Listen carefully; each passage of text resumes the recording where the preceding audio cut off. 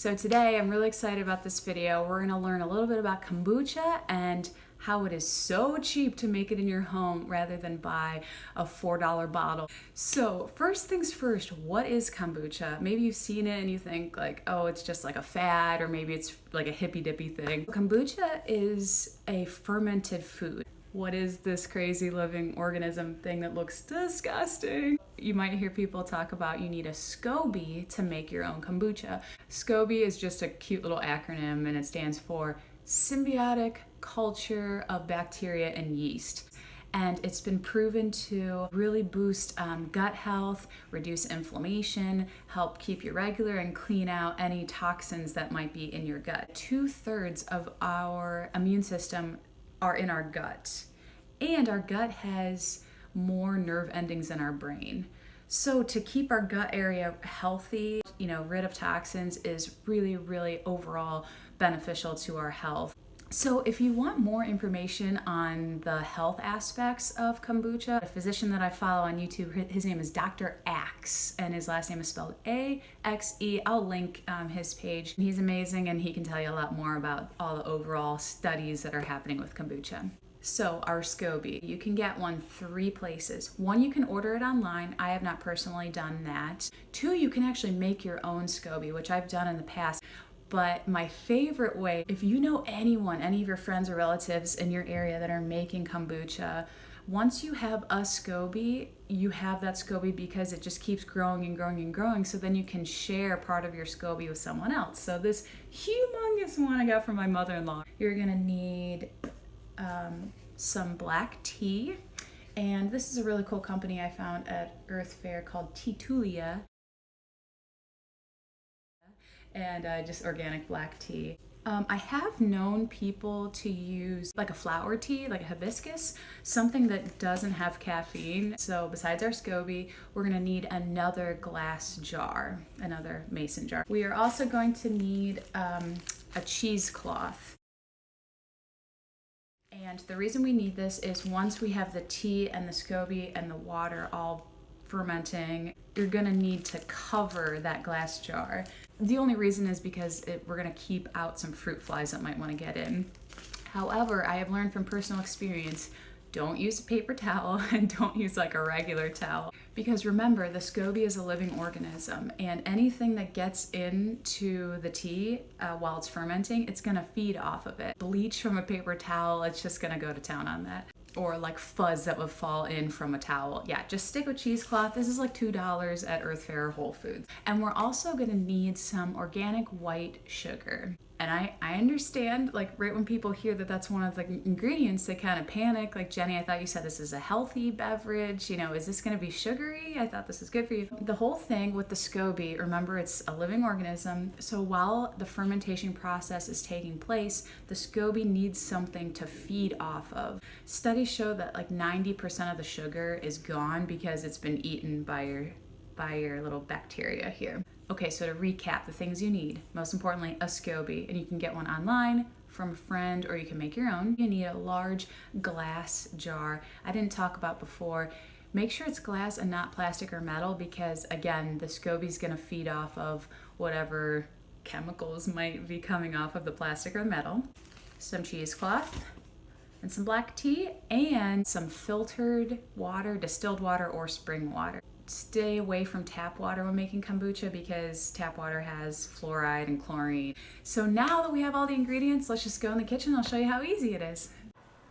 Okay, so first we have our 1/2 cup of organic white sugar and put that right there into the mason jar. And then take 2 tea bags of your black tea. Then we're gonna put a little bit of distilled water on top of the 2 tea bags and the sugar. Remember how important it is to use distilled or spring water and not tap water. And then I have a few cups of boiling water ready to then put on top of this lukewarm distilled water and the tea and the sugar, just because you don't want to crack the glass of the mason jar. And I'm trying to be a little smart and pour the boiling water over the sink. And now that we have the sugar and the tea bags and the distilled water all in the cup, we're gonna let it steep for 10 minutes.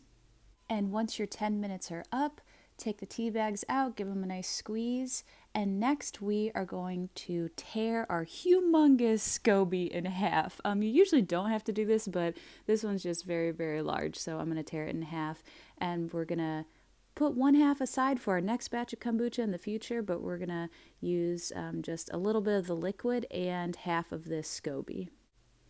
And we're going to add the half, but first we need to stir with a wooden spoon. Try not to use plastic or metal because the SCOBYs don't like those materials. Give your sugar and tea, once it's down to room temperature, a nice little stir, and then you can place your SCOBY right in there with about a quarter to half a cup of the liquid. If you were smart, you would do it over the sink, unlike what I'm doing right here. Okay, we're almost finished. I'm just taking a piece of cheesecloth, folding it in half, and then placing it over top of the mason jar, and then securing that with a rubber band. And we're gonna let it sit for 10 days. Yay! Alright, so if you're like me, I like to check on the kombucha like way too much. So I just put it up in the cupboard that I never go to. I forget about it. There we go. Okay, see you in 10 days. Bye! Okay, I'm back. It's 10 days later, and we are gonna do step 2 of the kombucha process.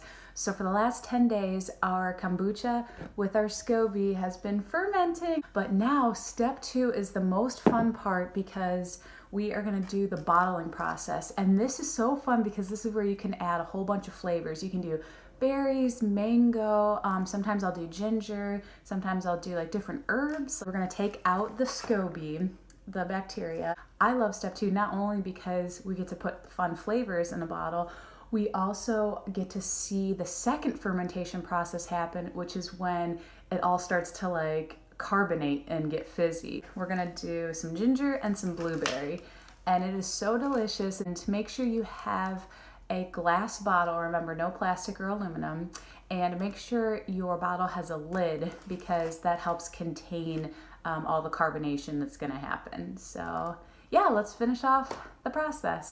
Okay, here we go. We're gonna go into the kitchen. I'm gonna show you the ingredients that we're gonna use, and then I'm gonna step back, prop it up, and then I'm gonna show you how to do it. So here we go.